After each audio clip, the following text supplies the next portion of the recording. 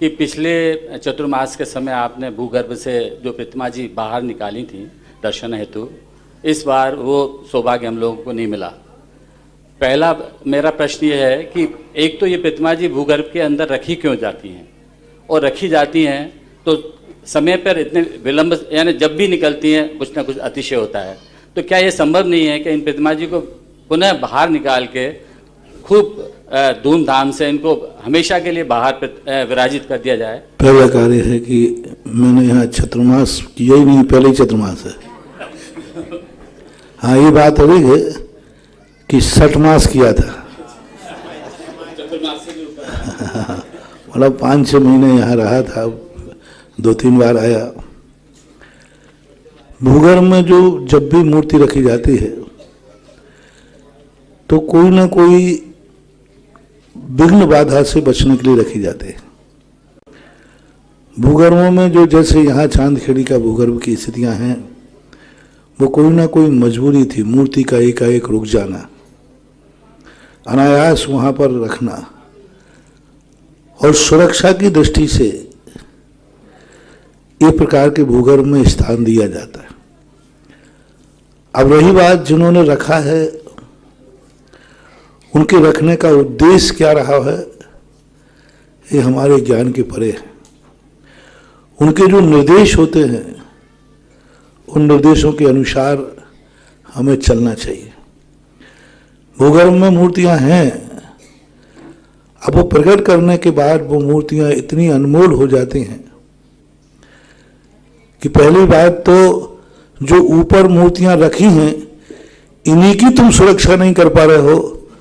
जिस दिन वो अनमोल मूर्तियां बाहर आएंगी, साल भर भी तुम शायद न देख पाओगे, और मूर्तियां सदा सदा के लिए गायब हो जाएंगी, सदा सदा। क्योंकि मूल्यवान वस्तु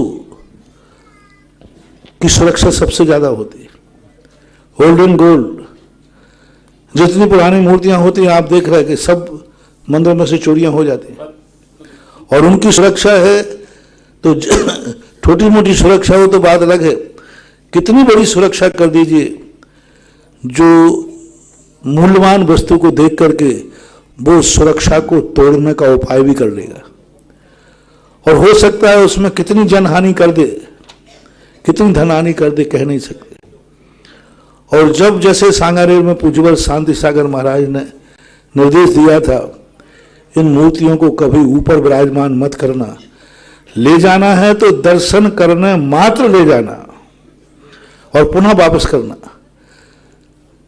पूज्यवर देशभूषण महाराज जी ने ऐसी घटना के लिए थोड़े से जो संकल्प किया था उन्होंने, कि हम इस मूर्तियों के लिए 3 दिन के लिए ले जा रहे हैं, समय निश्चित था, लेकिन उन्होंने एक विधान का अनुष्ठान किया, उसमें वो लेट हो गए, तो उस गुफा के अंदर से एक विचित्र प्रकार के कीड़े निकले, और लाखों की तादाद में कीड़े निकल करके सीधे देशभूषण महाराज के शरीर के ऊपर चढ़ गए।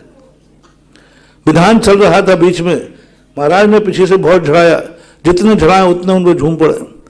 तुरंत पूज्यवर ने कहा, ओहो, मैं मूर्तियों को इतने बजे लौटाने का भाव करके आया था, वह समय टल गया, इसलिए अनहोनी हुई। बीच विधान में से महाराज उठ करके मूर्तियों को पुनः गुफा में रखने गए, तब शांति हुई थी, और विधान के लिए दूसरी मूर्ति लाके मंदिर में रखी गई, तब विधान पूर्ण किया। ये संकट क्या बताता है? अब इतनी रिस्क लेने की हिम्मत मेरे में नहीं है। पांड्या जी, आप में हिम्मत हो तो आप जाइए, लाइए और ऊपर बैठा लिए। मैं अपने मुनि पद को दांव पर नहीं लगा सकता, क्योंकि उसमें कोई भी अनहोनी घटना घट सकती है। यहां भी जिस प्रकार का संकेत मुझे मिला था, उसी संकेत के अनुसार मूर्तियों को लाकर मैंने वहां विराजमान किया। तो कुछ संकेत ऐसे होते हैं उन मूर्तियों में, भूगर्भ में रखी हुई मूर्तियों में ऐसी देवत्व शक्तियां, देवता लोग आदि भी ऐसी मूर्तियों के प्रति श्रद्धान्वित हो जाते हैं, और उनकी अनुमति के बिना कोई भी कार्य करना कोई भी रिस्क हो सकता है। 2 अनहोनी घटना, एक तो सुरक्षा, दूसरा उसका यदि उनको मंजूर नहीं है और कुछ हो गया तो खामोखा में मैं अपने मुनि पद को दाव पे क्यों लगाऊं? तो मैं दर्शन हो तो हो, नहीं हो तो नहीं हो, मेरा मुनि पद सुरक्षित रहना चाहिए।